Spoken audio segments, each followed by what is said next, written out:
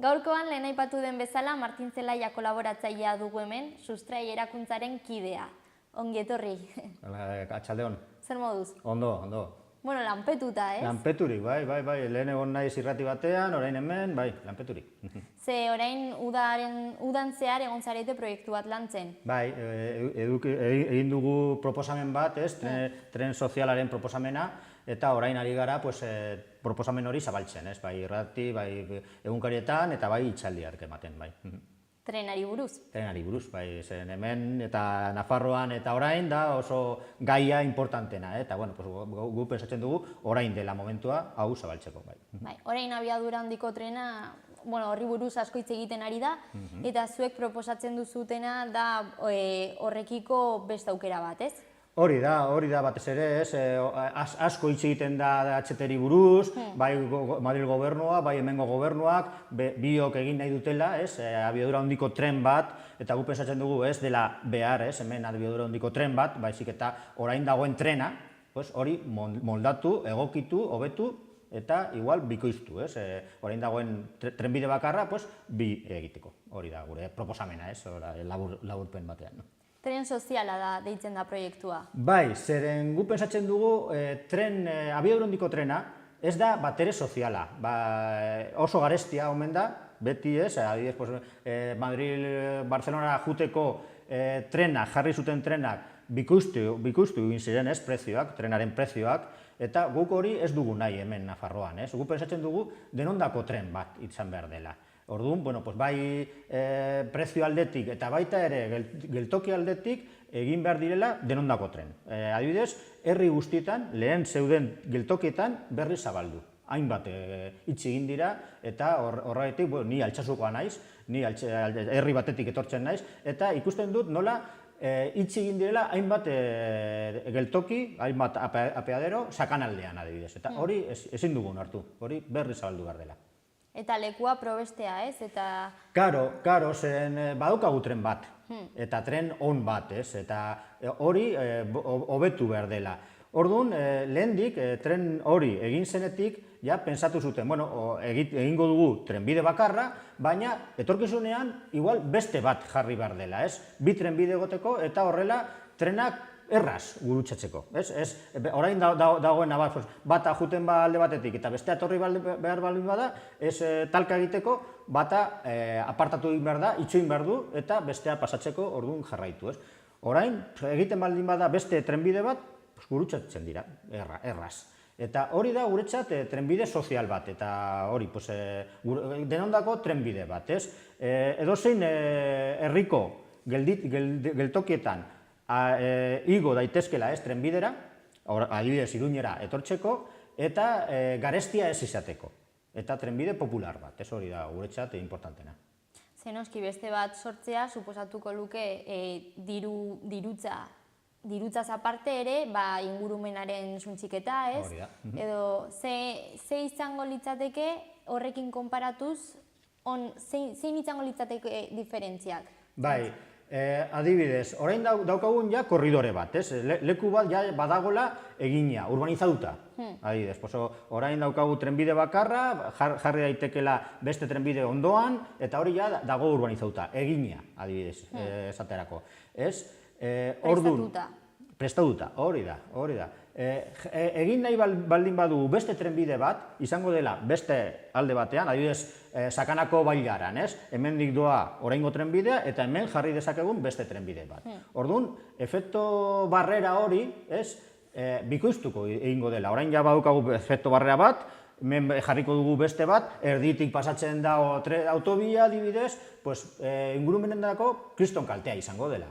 Eta gainera ez dugula behar, zeren ja badukagu trenbide bat, han jarri daitekela beste trenbide bat ondoan, eta ja nahiko daukagu horrekin. Zer pasatzen da, estatu osoan pensatu dela abiadura handian egin behar dela trenbideak.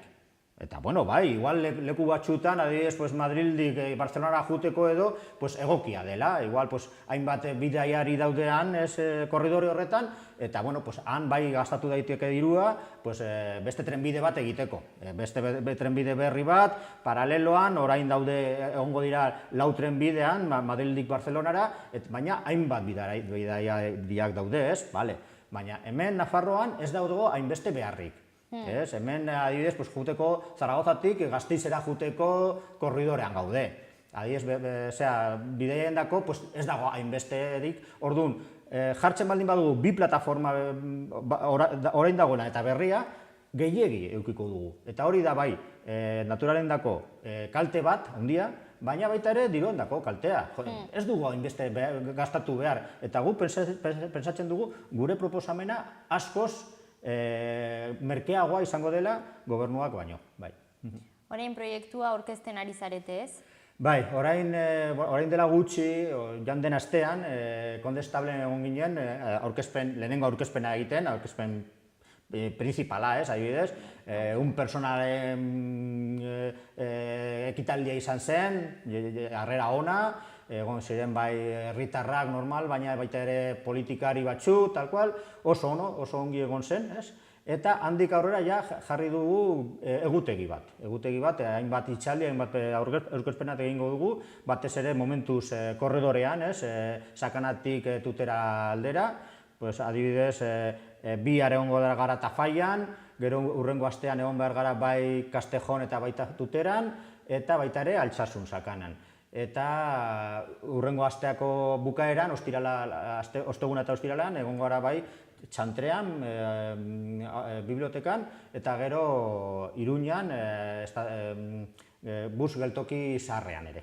Orduan, bai, egin behar dugu hainbeste aurkezpena, zeren gure proposamena ere izan behar du partizipatiboa. Nola esaten du gobernuak egingo dela prozeso parte-hartzaile bat HTri buruz, lehen parte-hartzailea zela, gero bukatu izaten informatiboa, gurea ere parte-hartzailea esan behar du, jendea parte hartu behar du hori buruz, ideia egiten, zuzenketak egiten, zen, karo, guk ere, igual hanka sartu dugu, hori zuzendu behar dela, eta horrela bukatu behar dugu proposamen oso bat, sendo bat, eta honekin, gobernuari ematen, ez? Eta zabaltzea azkenean ere, ez? Eta zabaltzea ere, zen, pensatzen dugu, importantea da, Nafarroan, euki olako trenbide eta garraio bide on bat, merkea, ekologikoa, zen, elektrizitatearekin egiten da, eta elektrizitatea izan daiteke berriztagarriare, orduan askoz ekologikoa izango dela, autobusa edo kotxea baino,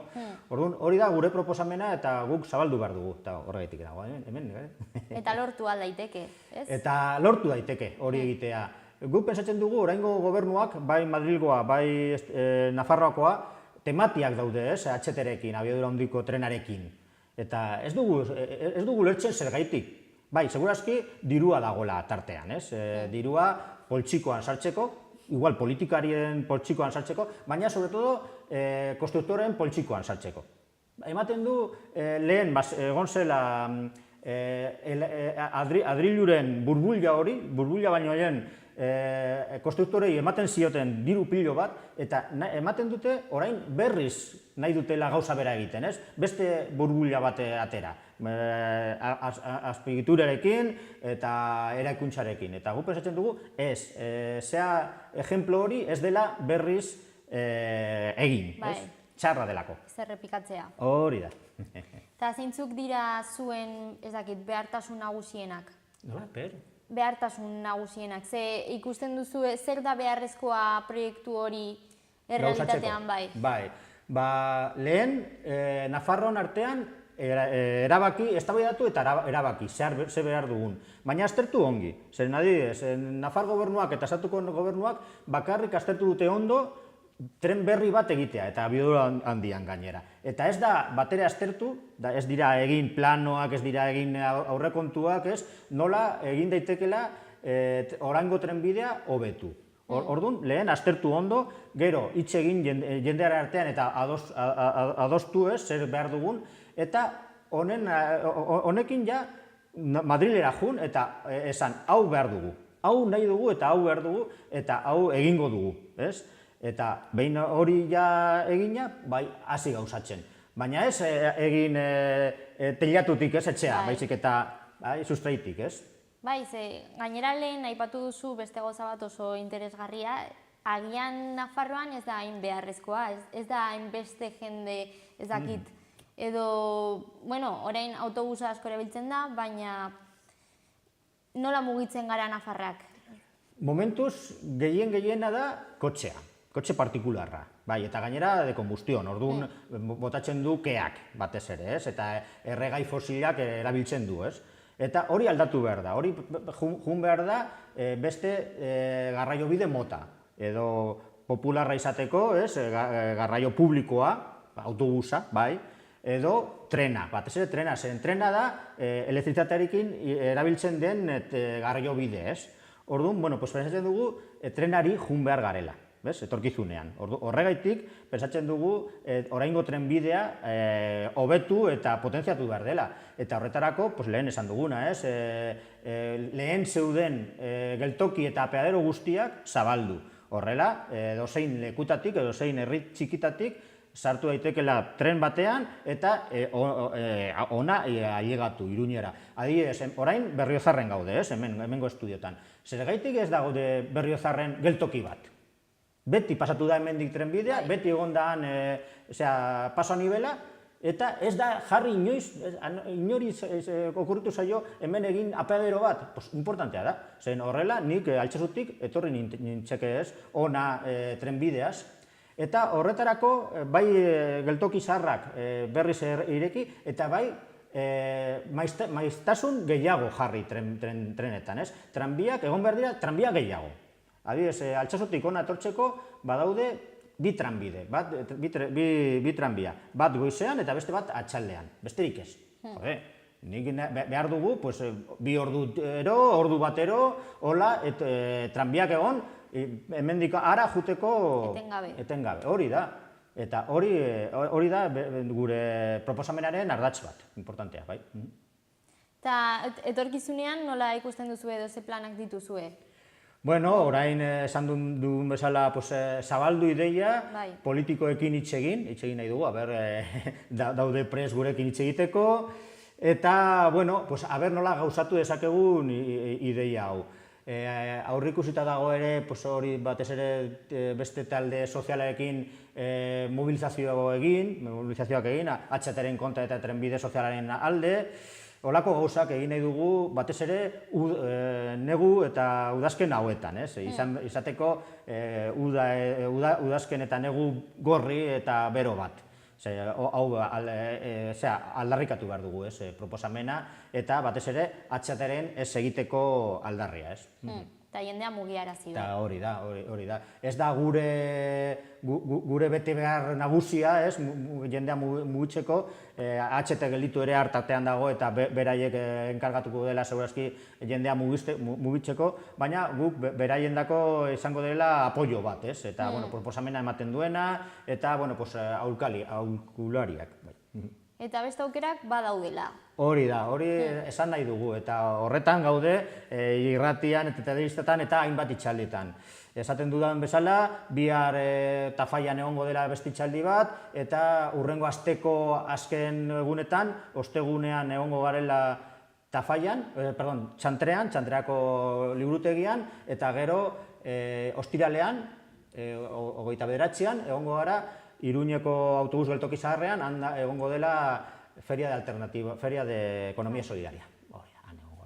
Oso ondo. Eskerrik asko, Martin. Zuei, esateko. Eta sortan dia. A ber, ze pasatzen den.